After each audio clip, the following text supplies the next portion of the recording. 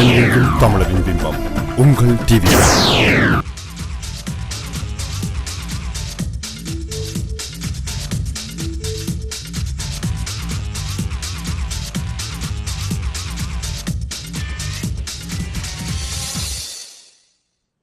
Welcome to CrossRoads on TVI. I'm Parthi Kandaval. Dear viewers, oftentimes in discussions about culture, religion, and politics, we sometimes forget to view issues through a gender lens. Or rather, we don't discuss enough issues that face women. So in today's show, we'll be having an interesting discussion on some of these issues, such as gender roles, the balance between Western and Tamil culture, concepts of beauty, different expectations for boys and girls, etc. On our show today, we have Arni Rasalingam, who's a project manager with X-Wall Solutions. We have Sindhuri Malinkov, who's a York University student doing a double major in sociology and women's studies. And we have Thayaran Navaratnam, a facilities manager with CB Richard Ellis. And we also have a Bachelor of Communications student from Memorial University, Vinod Kumar. Thank you, ladies and gentlemen, for coming on this show. So gender roles and expectations for males and females has always been a highly debated and controversial topic in our society, both in living rooms and in youth circles. So I think it'd be interesting to get the ball rolling with that question, and I think it'd probably start off with a female. Is that true? Are there different expectations for young Tamil women in Canadian Tamil society? I think I definitely agree with that there are double standards in terms of not just in the household, but also in the community as well. Mm-hmm. And I don't think, while, girls and boys are raised in the household, it's mm-hmm. intentional by the parents to often, to differentiate them in mm-hmm. that sense, but it often leads to that because there are certain ideas of what a Tamil girl should be like and mm-hmm. what a Tamil boy should be like. Mm-hmm. And and there's certain value systems attached to the feminine qualities of a Tamil girl and, a masculine qualities of a Tamil boy. Mm-hmm. So, Sindhuri, you're probably the youngest. You are the youngest in this panel. So, what are some of these, different expectations you see?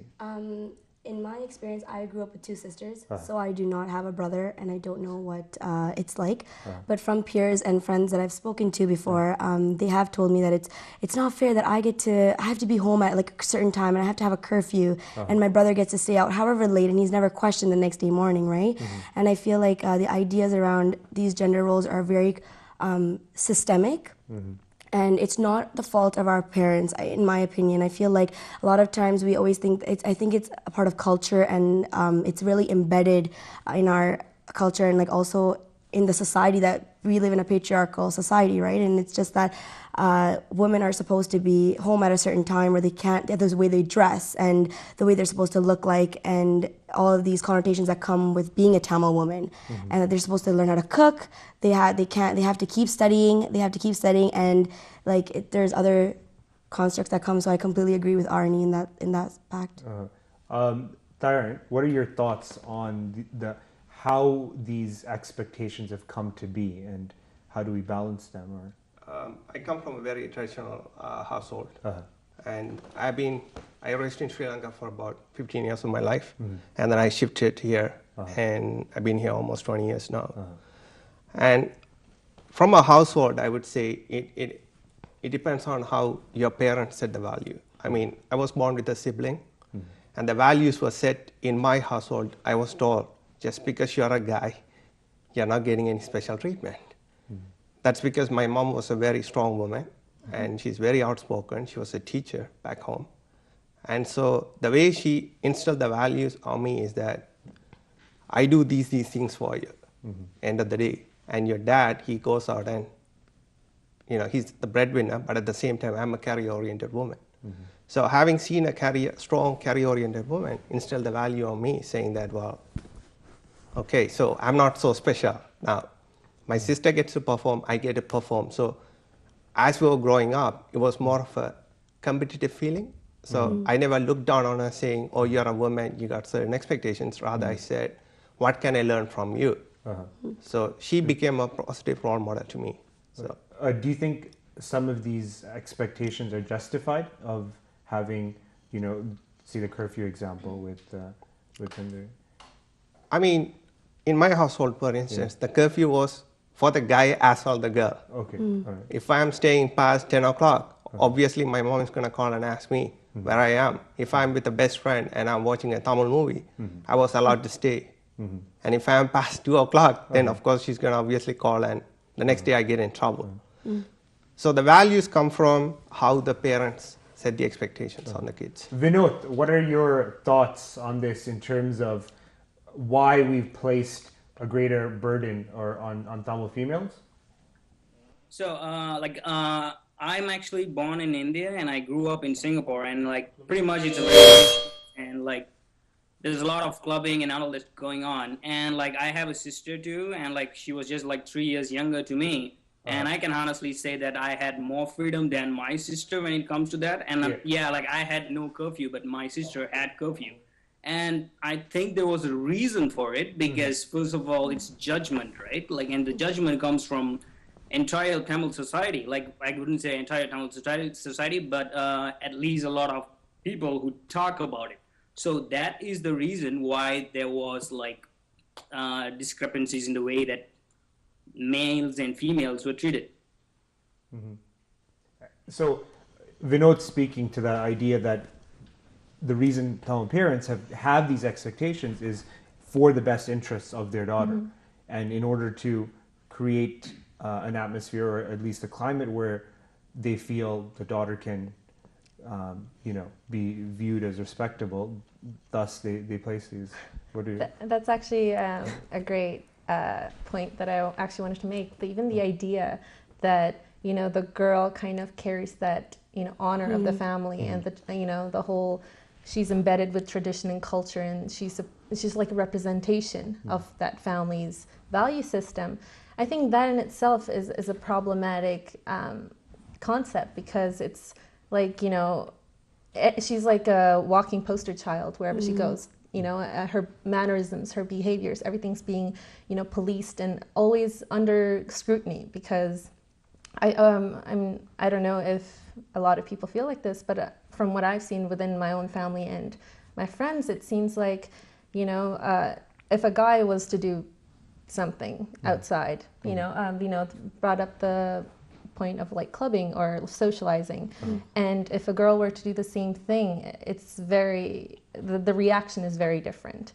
And not to condemn or promote either practice, it's just there is a discrepancy in terms of how the actions of a male and a female are weighed in our community. And that's, I think, in essence, kind of the root problem, in the sense that it's so subtle that I don't think, our parents tell us, it's for your best interest, we're looking out for you, we want you to be safe. I mean, those are really good intentions, but I think underneath that there comes this whole, so my brother doesn't need to be safe, I mean, it serves a point about males in our family too. How come they don't have the same structure? Vinod, do you feel the second generation has adopted similar, views that, say, second generation women like Senduri and Arnie have espoused? Okay. Well, what I say is it's not mostly to do with culture. I mean, if you look at Tamil families or South Asian families, they are generally more conservative about all this. But there is a reason, because we live in a very judgmental society, no matter what. If I wear, what do you call that, lungi or saram, and I walk in Scarborough, what will you judge me as, honestly? Are you going to speak to me in English? So in the same way, no matter how much you talk about, we have equality, people still judge. And Tamil society or South Asian society, we still live within that circle. So that is the reason why we have that. I know it's not being fair. And you see, if this happens in India, there's a reason, because there's not much safety for children in I mean, India or Sri Lanka, I mean, especially for women, as we have seen. But in countries like where I come from, Singapore or Canada, there is safety, but it's largely because of how people judge you. That's the reason. Tarun, what are your thoughts on that? On Vinod's point, is that as you know, as people in a society that have have relationships with different groups and people, should we factor in what others think? So we have a culture where we are constantly staying within the community when it comes to going to ceremonies or having friends, that sort of thing. And at the same time, some of us venture out to other communities and then start having friends in that circle. So to say that only Tamil community or any community is judgmental of women's behavior, it's just, I don't agree with that thought, because if the women were to do the same, I mean, we have an open society in the Western world. I mean, they are considered the benchmark for any of these thoughts. Even within themselves, they have conservative groups that would judge the women, end of the day, but in a different scale, which would be different from the Tamil community, because we come from still what is considered a third world. Okay. So the mindset, it hasn't evolved yet. So we were just transplanted here, but we haven't taken the time to evolve. So that when that evolution happens, for sure, we will be evaluating women a little bit differently. So, what are your thoughts on what Vinod was suggesting, is that the reality is that we are being judged? So I think the issue is far from judgment. We live in a very, like I told you, like a patriarchal, misogynistic world where women are constantly put down for what they do, and I think that there's the more of the issue and the more of the response that I would say to that is there has to be more dialogue around these issues.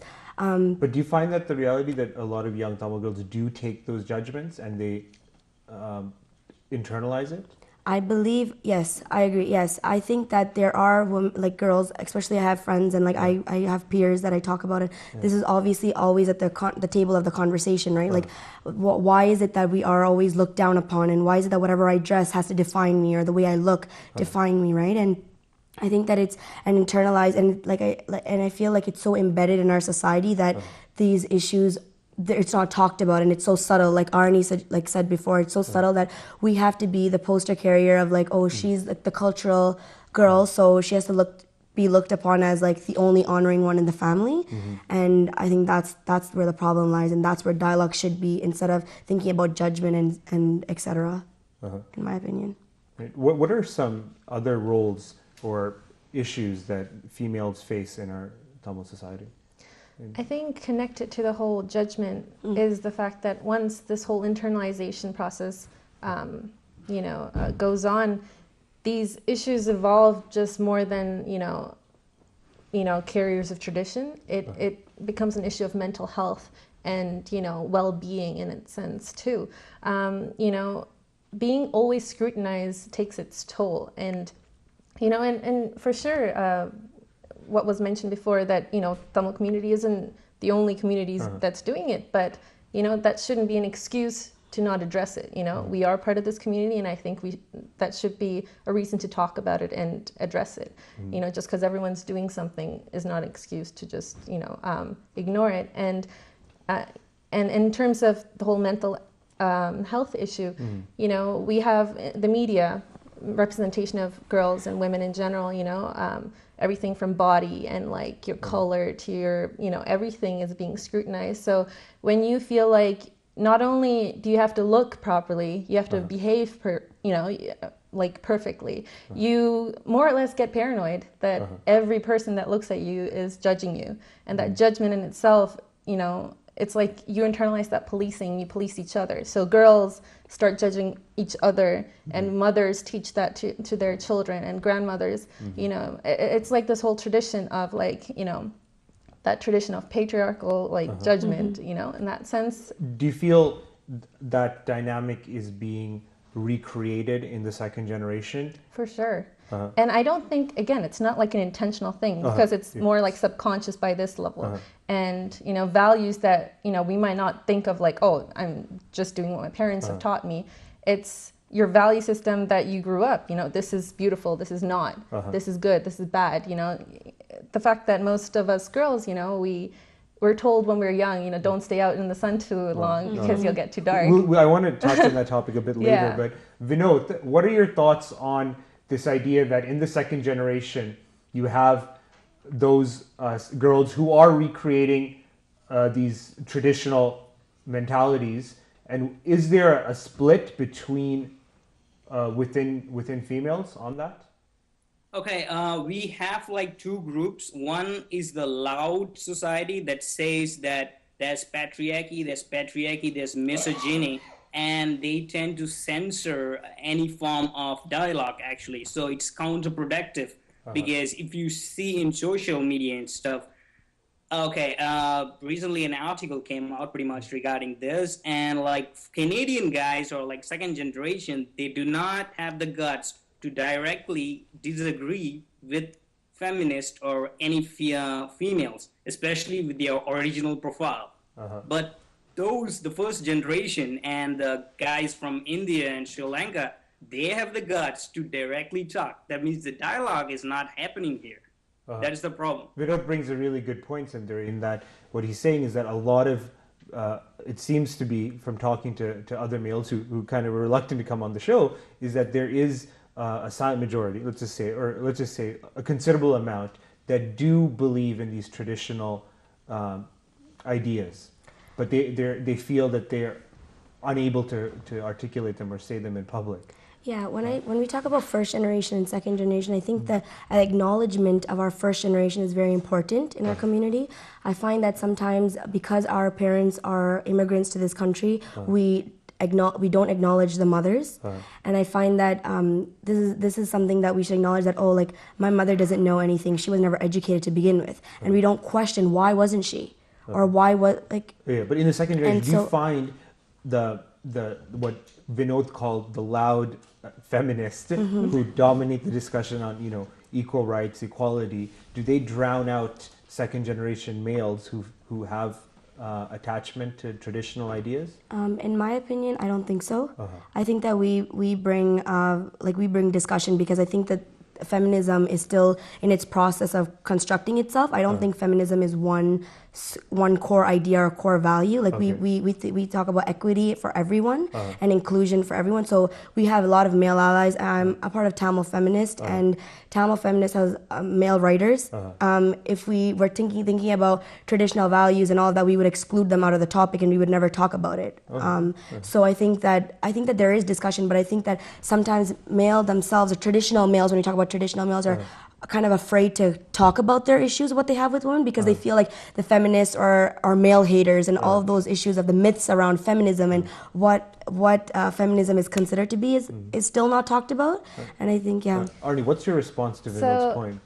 Actually, there are two key things that he mentioned that I think we need to clear up first. So the idea of tradition and culture, one thing, and the whole idea of feminism, because there's a lack of understanding on both counts, because there's this idea that the feminist is like this anti-culture tradition person, and the two can never meet. I consider my grandmother and my mother feminists. The thing is, they don't know the term. See, when I grew up, I wasn't aware, there's this terminology of ideologies with labels, and, and that's the thing. I think people are scared of things they don't understand, and these words that seem to be attached to certain ideas and depictions we see in the media and, as jokes, and that's where the problem is. And when you talk about certain guys being afraid to talk, and certain guys being more with forthcoming about this, is just like this circulation of these stereotypes. And my mother,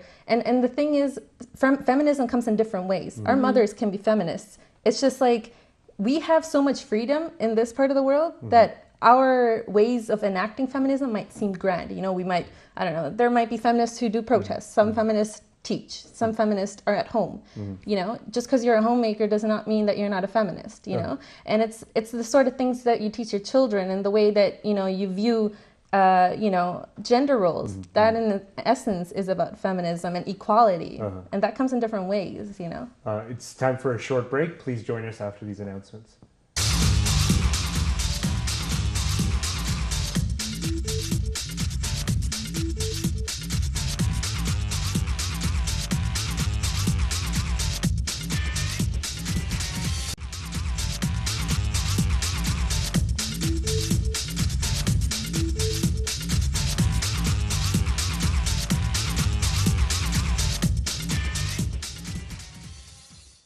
Welcome back to CrossRoads on TVI. Today we're discussing women's issues, particularly gender roles within Tamil society and Tamil culture, as well as within the second generation, and how we reconcile expectations. Before the show, just in the end, we're discussing the theme of how we reconcile traditional ideas with contemporary Western society. Is that possible, Tyron? Arnie made the point is that you can reconcile.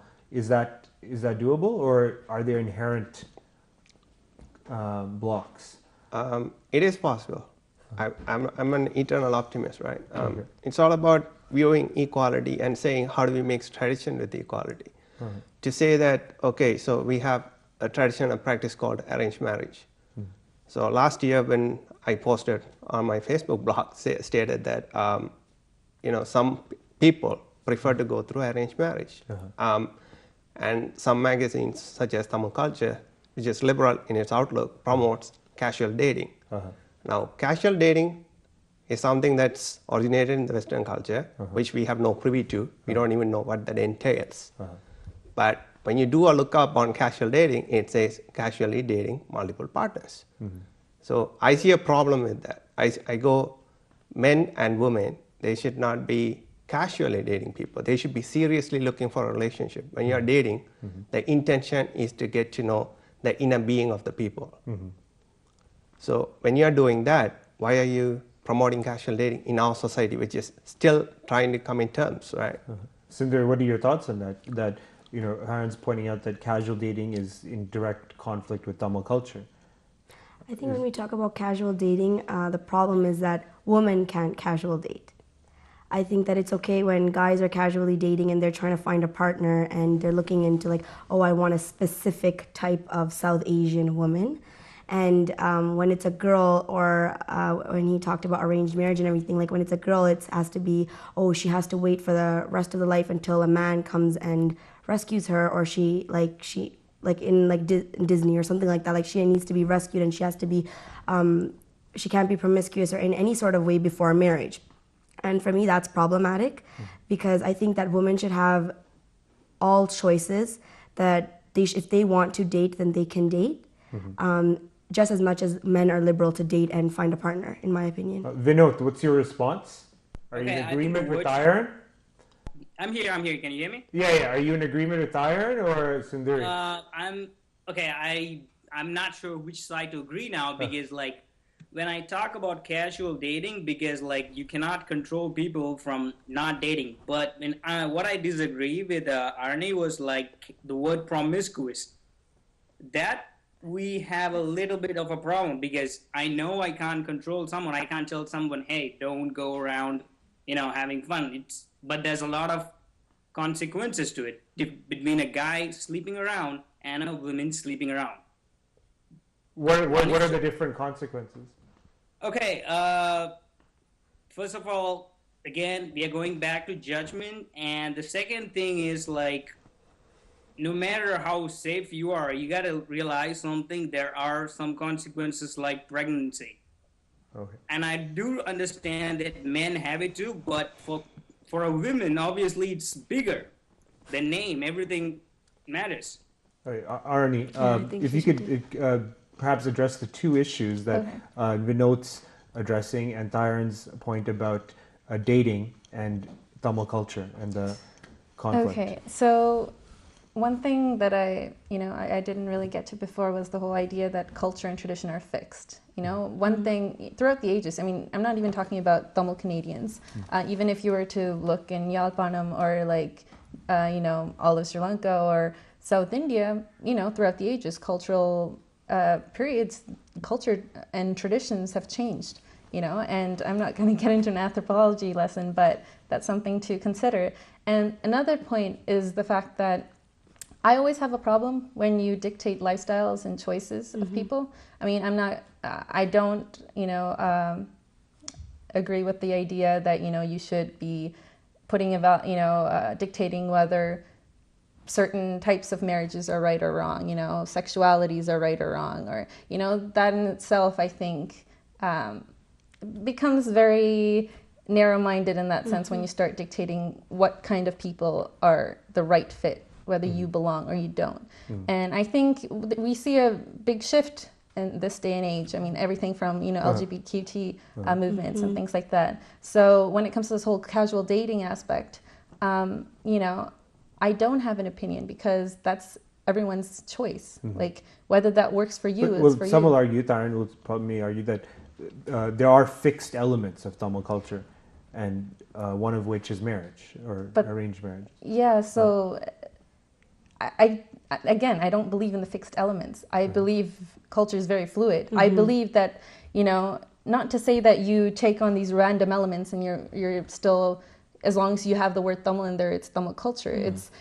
It's evolving, but at the same time, you can't expect every person to live it the same way, especially in this part of the world where everyone lives according to their own kind of interpretation of Tamil culture. Taran, what are your thoughts?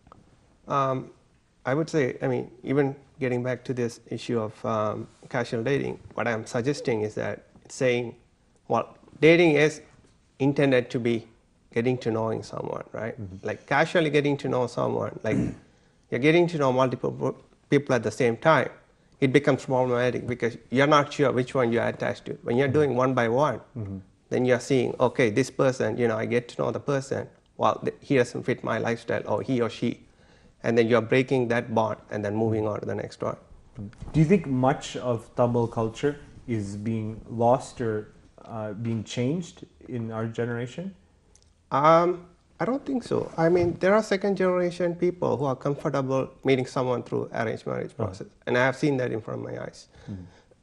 And to say that people, there are people that are on the opposite side of the spectrum that are saying, well, we are liberal and we want to live it a certain way. But what I'm trying to say is that let's not be judgmental of each other. Let's just say, what are the traditions we wish to keep and which are important to being a Tamil, right? There's a distinct, we are distinct people. That's why we are Tamil. We are so attached to being that word called Tamil, right? So if we want to be like the mainstream culture, then do we want to become so assimilated that we lose every part of our identity and then become the part of the melting pot, or you want to stay distinct? That's where that. Sundari, being the youngest again, I wanted to ask, amongst your peers, what are some of the issues that they face in terms of recreating Tamil culture, Tamil identity at your age? Well, being 20 is very complicated when you have a society telling you what to do.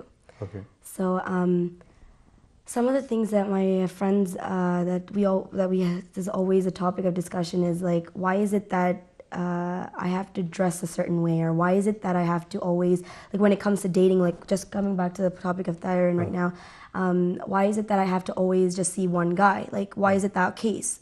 If I have the choice to see another partner, just to get to know someone like you suggested, then why can't I do that? But when it's a guy, it's different, right? So again, the stereotypes that are put towards a woman and a man are very, very complicated. And when you're 20, you're already confused.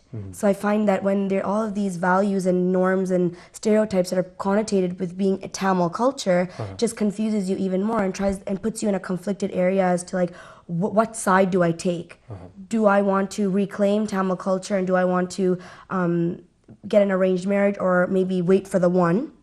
Or do I want to fit in with Western society and try finding my other options because I have the choice to do that, right? And so those are the issues and those are the questions that I think that should be looked into and have dialogue and discussion around, in my opinion. Vinod, what are your thoughts? Okay, I realize something. Every time people talk about feminism and we have the equal rights and stuff, the same thing comes again and again. That is casual dating. I want to dress like this. The thing is, these are all individual preferences. She was saying about how we judge each other. I actually wrote an article stating that I date around, I like to date, but I would want to go back home and get married. And boom, I get like so many attacks from so many people claiming to be feminist, and like I get attacks all over in my Facebook page because of that article. So it's like, you judge me when I go back home and get married, and you call me a misogynist, that's fine. But I can't call you like, any words. If not, I'm politically incorrect. I got to get fired. And for saying that, I'm a sexist. I mean, this is totally, you're talking about equality by solely focusing on one gender. That is what feminism is about. You focus on one gender and you want equality. How does this work? And the other thing is patriarchy. I really want to know, what do you mean by patriarchy? Because throughout history, it's always the rich guys and the women and the rich guys. So it's like there is always this hierarchy where there's a rich person who has a lot of power. And they have power over a lot of people below them, who could be men or female. So I think the idea of putting feminism inside this whole discourse is just like, it's just going to get more complicated, especially at our level, at Canadian level, when pretty much women have a lot of rights. We are equal here, and everybody has problems. Right. So, yep. Arnie, what's your response? Well, everyone does have problems. Let's start with there. But as far as the whole equal rights having been achieved, I'd have to disagree with that. But there's a lot into that I'd say that everyone would have to look into. I mean, everything from equal pay. Yeah, I'm not even going to get into that. But the idea. I want to ask you something. Yeah, go ahead. Yeah, okay. I have a girlfriend, all right? We go to a bar, we get into a fight, and she hits me, I hit her back. Who's going to go into jail? Both equal, we have the same money, we have everything is equal there, and I'm going to go in for a long time. So that is the difference between the Western world and the world that is in India or in Sri Lanka. The problem is, if you really believe there's no equality and all this stuff, why don't you guys just go over there, stay there for 6 months, help my people? I mean, I'm saying, go help somewhere in Tamil Nadu, in Madurai, go helping people in like Sri Lanka or whatever. The problem is you are complaining about men who are here, who pretty much we already have equality there. All right, Vinod, we'll have Arnie respond. Yeah. No, I think there's a misunderstanding here. I'm not saying that we don't have a lot of rights and that we do have a lot of privileges that in a lot of other areas they don't have. But having said that, you can't just say, oh, because we're better off. You know, it's not like equality is not a relative thing where you're like, oh, we're better off than them, so we have achieved the utmost equality, the ideal. No, that's not really it. And no, by no means am I saying that, oh, we're just as bad off as in like any other part of the world where, some women are not allowed to get education, there are curfews enacted by the government and, there's so much like violence against women that, are not even spoken of. I mean, I'm in no way demeaning that. What I'm saying is that I think there's this practice of excuses that we have where we are like, oh, at least I'm not that bad off. It's like saying, oh, my neighbor, she's poor. Oh, but at least she's not starving. Like that's not really, that relativistic kind of excuse. What's your is not really response to Vinod's earlier point about the responses he received for his article where he was called a sexist and he was being judged? And the whole argument was that we shouldn't judge women. Yeah. Okay, so the whole judgment thing, I know when we try to have dialogues, and I think this is where the problem comes when, like, feminists who, have been dealing and, with these issues day in and out, it becomes problematic when you try to open dialogue. And I've faced this myself when, you've been dealing with this anger and there are people that you talk to who just don't understand because they've never been exposed to that. So what, maybe the way they may have engaged you in this discussion might have come across really strongly. But I think what they might have picked at, I didn't read your article, so I may not know. But the idea of like, you casually dating here, you're okay dating women here, but the woman that you're okay having as a wife, the partner you choose to be is the idealistic kind of submissive ideal that you're okay, partner upping with back home. That's kind of like this framework that I think, Tamil movies kind of perpetuate this all the time. It's like, oh, maligepu, like traditional temple-going housewife who cooks for you all day kind of thing. Okay. Vinod? Yeah. Yeah, go ahead. I think one of the thing is like we are talking about is especially like Tamil movies perpetuated. Like honestly, you mean like English movies don't perpetuate that? The idea of like a good girl and a bad girl? So, and the other thing, what I want to talk about is feminism. I'm going back to the same thing. Like, you cannot achieve equality but by solely focusing on one gender. This is the problem with feminism. Okay. Darren, what are your thoughts on, related to Vinod's points about what he used the word loud to describe the approach by Tamil feminists and thinkers that by virtue of their, strive for equality, they drown out voices, and the men or second generation males are not able to voice their concerns and their approaches to tradition. So let me put this lightly. So I was on my blog. I just put out one statement. I said, "What does casual dating has to do with Tamil culture?" My interpretation of the Tamil culture, because I'm first generation being that. So I put that in clear writing. So one Tamil feminist who claims to be a Tamil feminist comes out and says, "Oh, I can casually date."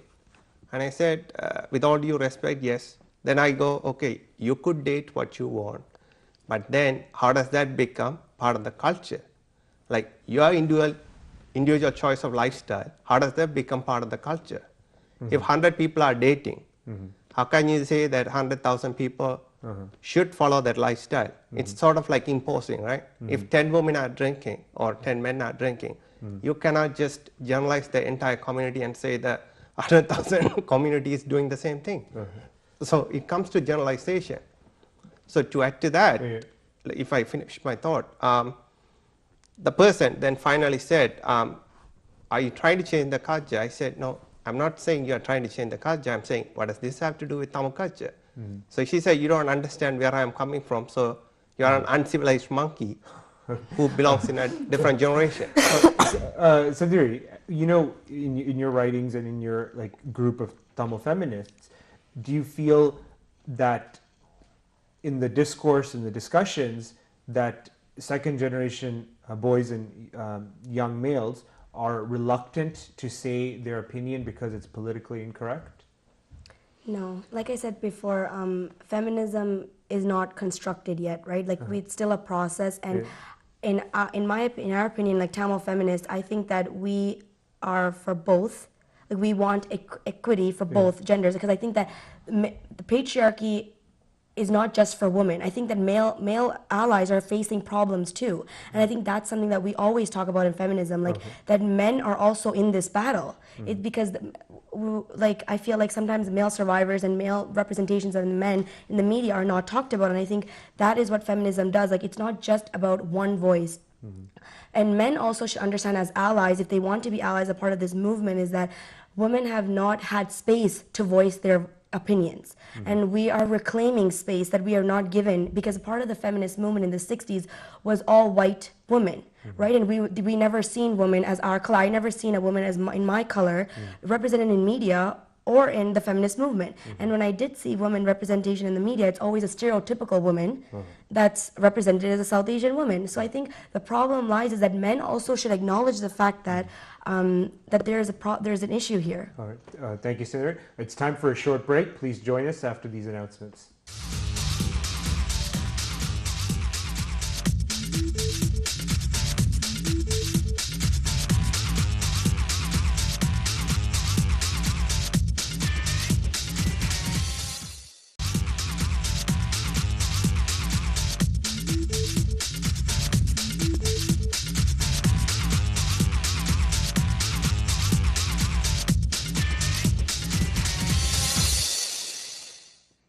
Welcome back to CrossRoads on TVI.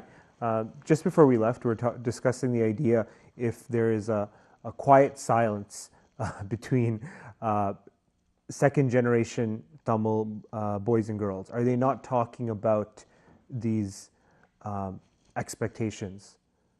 Maybe I think there might be this taking for granted that just because we grew up in the same generation that we all think alike, and again that's a misunderstanding and misconception, because all of us grew up in different households and we value different things, and I think that's a very key point to take away from the whole culture and tradition aspect, because even though my mother, she came from a household of 6 girls, and in her time, in her village, it was unheard of to educate every one of them. They would have seen it as a waste of resources, waste of money, and waste of time.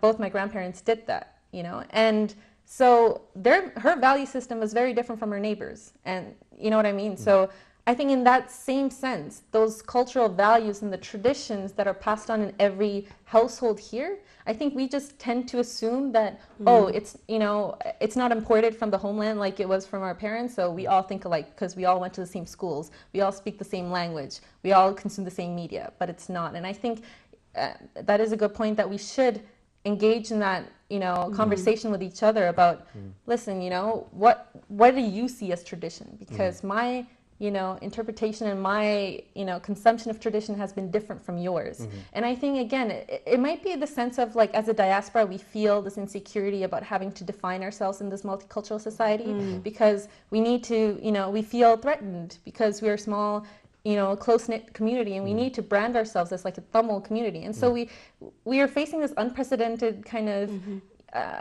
time where we're having to list out, like, this is Tamil culture, this is how we date, this is how we marry, this is how we cook, this is how we clean. So in that sense, like, it was much more organic back there, My Interesting. On the topic of what's organic, I've noticed in our second generation, we've adopting or readopting certain ideas of beauty, something we discussed earlier, how we prize, unfortunately, lighter skin. We see that in our movies. Is that true with our second generation? I think that's very predominantly true. Unfortunately, I'm a part of the United South Asians at York University, and we write magazine blogs, and we engage with the young Tamil women on campus in any South Asian context that they come from.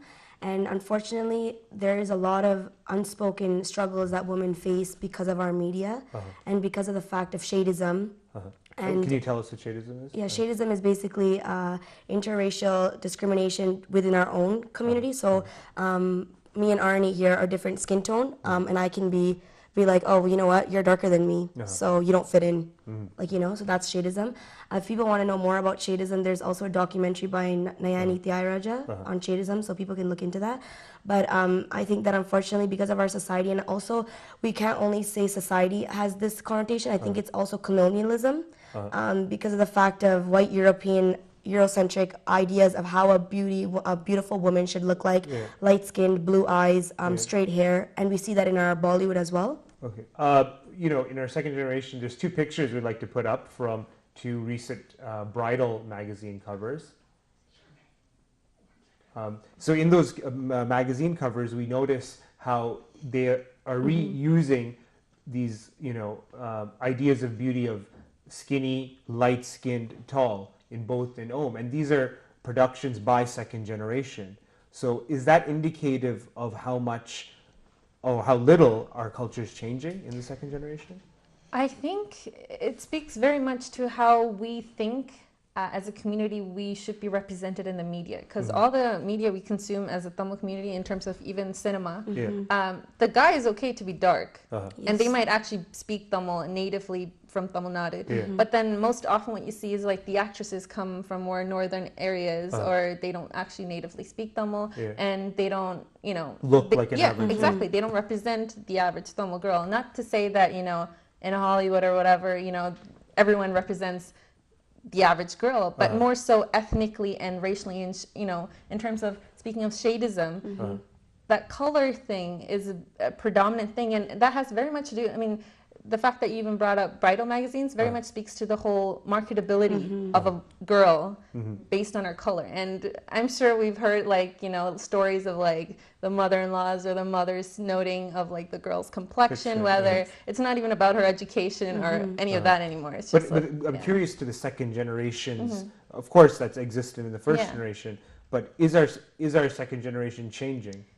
Yes and no, because I think guys do, maybe it's because embedded in their upraising or the notions of beauty that they've been kind of taught to appreciate, but they do note that oh, that girl's really hot, but they don't really know how they arrive at that. They don't really deconstruct it. Taryn, what are your thoughts on? My thoughts on shadism, I would say, shadism, men get judged too, right? If you're too dark, like some women, they would say, you're undesirable in the marketplace.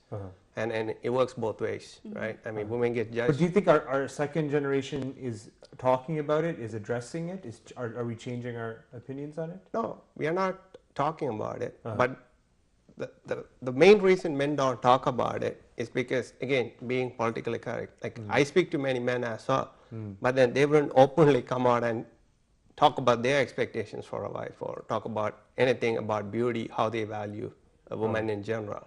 Vinod, what are your thoughts on how we conceive of beauty? Okay, I think the dark issue is something that I agree with, that actually dark is not seen beautiful, and I totally agree with it, that it's something that we need to change. But are we changing in our second generation? Or are we just, like those magazine covers, those are done by second generation people?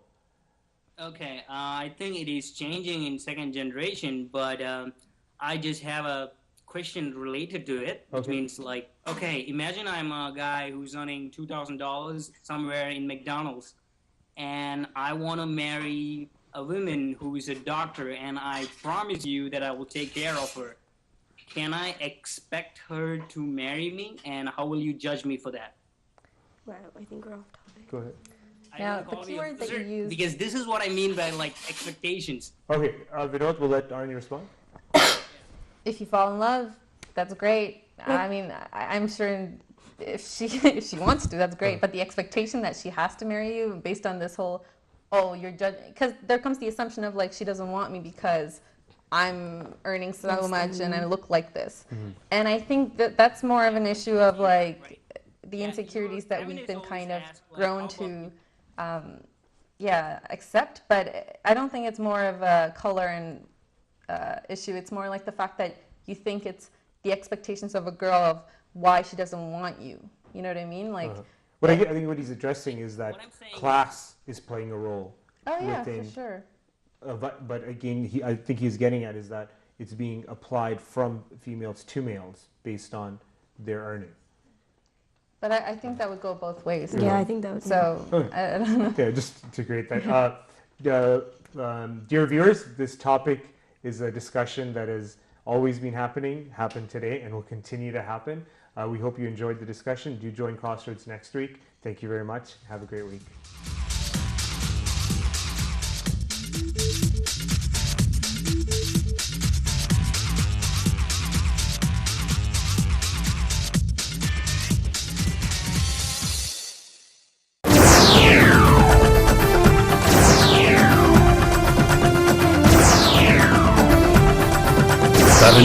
தமிழரின் பிம்பம் உங்கள் TV.